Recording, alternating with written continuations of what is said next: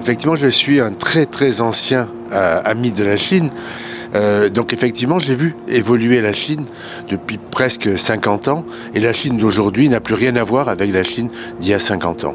Et c'est vrai que les progrès pour le peuple chinois ont été extraordinaires. En fait, il y a beaucoup de nouvelles opportunités, puisque maintenant, on rebat les cartes, comme on dit, complètement. On repart from scratch. On se rend compte, en fait, que les Américains ont agi avec beaucoup de cupidité.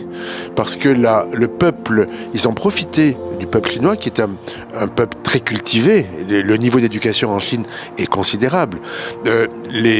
Pour transférer leurs besoins industriels au peuple chinois. Et c'est comme ça que le peuple américain a pu avoir des iPhones remarquablement faits, qu'eux ne peuvent pas faire, à des prix très bas. Donc en fait, les Occidentaux en général, mais surtout les Américains, ont profité de l'habileté du peuple chinois. Mais ça ne pouvait pas durer, il fallait bien un jour que cela s'arrête. Et que les Chinois, par leur innovation, dépassent les Américains. Je ne pense pas qu'on doit avoir peur de la Chine, parce qu'on ne peut pas avoir peur du talent, on ne peut pas avoir peur des nouvelles technologies. On ne peut pas avoir... Et c'est normal qu'aujourd'hui on achète davantage de voitures chinoises que de voitures européennes, puisqu'elles sont mieux.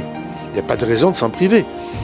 C'est la réalité. J'ai accompagné effectivement beaucoup de sociétés occidentales en Chine, mais j'ai aussi accompagné des sociétés chinoises en Europe.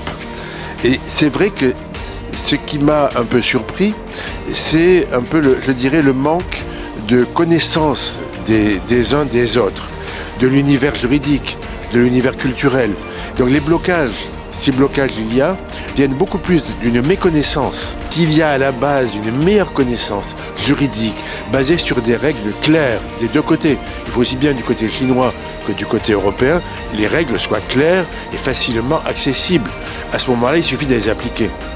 Je pense qu'en fait, il y a des intérêts naturels de rapprochement entre l'Europe et la Chine, ce qui a été toujours le cas. Mais là, maintenant, cela devrait s'accélérer et s'harmoniser davantage.